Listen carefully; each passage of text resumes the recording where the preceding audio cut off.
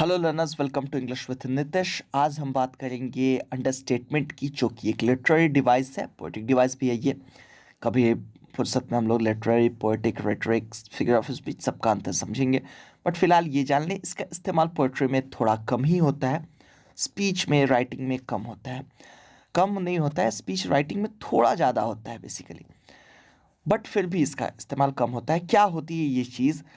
An understatement is a statement which does not fully express the extent to which something is true. यानी कि किसी चीज़, कोई चीज़ किस हद तक सच है, उसको इस तरह से बोला जाता है कि उसकी मतलब उस हद का पता ना लगे। ठीक है, हिंदी में ऐसा कहा जाता है। एक बार फिर से जरा देखिए आप, हिंदी में ऐसे कथनों को न्यूनोक्ति कहते हैं जिनके फलस्वरूप कटु वातावरण में सरसता आ सके और उत्तेजनात्मक बात भी नम्रता का रूप धारण कर सके। ऐसे कथनों के प्रयोग को न्यूनोक्ति कहते हैं। बात को थोड़ा ढंग से कहना, इस तरीके से कहना कि सुनने वाले को वो बुरा ना लगे, लेकिन किसी चीज़ की सीरियसनेस को कम कर देता है ये। ठीक है, जैसे एक चीज़, एक छोटा सा एग्जाम्पल आप लें। कोई इंसान है जिसको काफ़ी भयानक एक्सीडेंट से गुजरना पड़ा, उसकी 2-4 हड्डियां टूट गई हैं और काफ़ी पीड़ादायक अनुभव रहा। लेकिन आप उससे जब पूछते हैं कि क्या हुआ है आपको, डॉक्टर ने क्या कहा, तो वो कहता है अरे कुछ खास नहीं हुआ, बस एक आध महीने बिस्तर पे गुजारने होंगे। तो वो बात को अंडरस्टेट कर रहे हैं, अंडरस्टेटमेंट वो दे रहे हैं। और कुछ एग्जाम्पल्स अगर हम लोग देखें तो अच्छे से समझ में आ जाएगा। जैसे कोई लड़का बहुत ज़्यादा मोटा है, बहुत ज़्यादा मोटा है, लेकिन अगर मान लीजिए उसकी शादी की बात चल रही है और उस लड़के के घर वालों से किसी ने उस लड़के के बारे में पूछा, तो क्या वो लोग कहेंगे कि हमारा बेटा बहुत ज़्यादा मोटा है? नहीं, उस बात को वाटर डाउन करके ये लोग ऐसे कहेंगे कि हाँ थोड़ा भारी तो है, थोड़ा गोल मटोल है।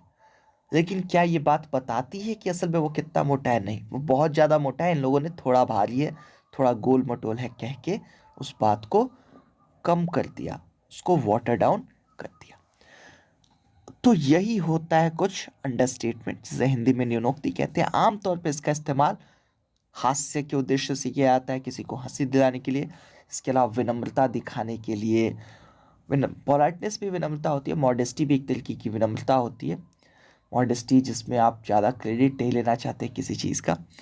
डिप्लोमेसी में भी इसका काफ़ी इस्तेमाल होता है। डिप्लोमेसी यानी राजनयिक बातचीत में, राजनैतिक बातचीत में। जैसे एग्जाम्पल्स आप देखें, अब आपको समझ में आ जाना चाहिए अच्छे से। किसी देश के प्रधानमंत्री का कहना है कि अगर कोई हमारे देश पे हमला करेगा तो हम चुप नहीं बैठेंगे। तो ये चुप नहीं बैठेंगे ऐसा इन्होंने कहा, इसका मतलब क्या हुआ? ये शोर करेंगे जाके? नहीं, ये भी हमला करेंगे। लेकिन इन्होंने ये बात नहीं कही कि हम हमला करेंगे, इन्होंने छुपे शब्दों में बताया कि हम चुप नहीं बैठेंगे। एक तरीके से ये धमकी थी। यही है अंडरस्टेटमेंट, इन्होंने डिप्लोमेसी का यूज़ किया। और कुछ एग्जांपल्स देख लें। आपकी क्लास का टॉपर, एग्ज़ाम काफ़ी अच्छे से जाता है, उसका पेपर काफ़ी ज़बरदस्त जाता है, बट जब आप पूछते हैं कि भाई तुम्हारा कैसा रहा, तब वो कहता है या कहती है आई डिड ऑल राइट, ठीक ठाक ही था। तो ये उसको अंडरस्टेट कर रहा है, ये एक अंडरस्टेटमेंट है। इतना अच्छा उसका पेपर गया, फिर भी वो कह रहा है ठीक ठाक ही था।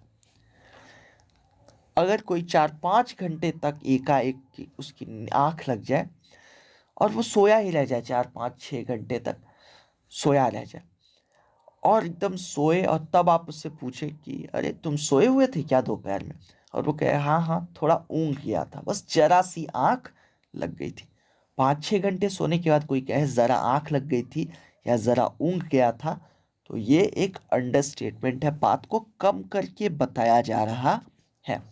इसी तरह एक आखिरी एग्जाम्पल आप देखें। आपने अपनी कार का पूरा एक साइड ठोक डाला, मतलब पूरी कार आपने दीवार से भिड़ा दी, पूरी एक साइड खराब हो गई है, आपको उसको लेके गैराज जाना होगा, मैकेनिक के पास। लेकिन कोई पूछे क्या हुआ है कार में, तो आप बोले यार कुछ नहीं, बस छोटी सी एक खरोंच आई है। तो ये भी एक अंडरस्टेटमेंट है। यही होती है अंडरस्टेटमेंट। मैंने काफ़ी कोशिश की कि मैं आप लोगों को अच्छे से समझा पाऊँ, हो सकता है मेरी कोशिश कामयाब ना हुई हो, लेकिन अगर आपको अच्छे से समझ में आ गई हो तो आप एक बार अंडरस्टेटमेंट वर्सेस हाइपरबोली वाला वीडियो देखें, जिसका लिंक नीचे डिस्क्रिप्शन में होगा, ताकि और भी ज़्यादा आपको क्लैरिटी मिल सके। तो यही था अंडरस्टेटमेंट, जो आपकी समझ में आ गया होगा। किसी भी बात को कम करके बताना, उसकी पूरी सीरियसनेस को या पूरे एक्सटेंट को ना रिवील करना, यही होता है अंडरस्टेटमेंट। तो मिलते हैं अगले किसी वीडियो में, तब तक के लिए stay safe, take care and keep learning. उम्मीद करता हूँ आपको ये लेसन समझ में आया होगा। अगर ऐसा है तो प्लीज़ लाइक का बटन दबाइए वीडियो अच्छा लगा हो तो, और साथ में नीचे कमेंट करके हमें ज़रूर बताइए अगर वीडियो नहीं पसंद आया, या आप ये भी बता सकते हैं कि आप आने वाली वीडियोस में क्या चाहते हैं। शेयर ज़रूर कीजिए अपने दोस्तों के साथ अगर पसंद आया हो, और सब्सक्राइब ज़रूर कीजिए हमारे चैनल को।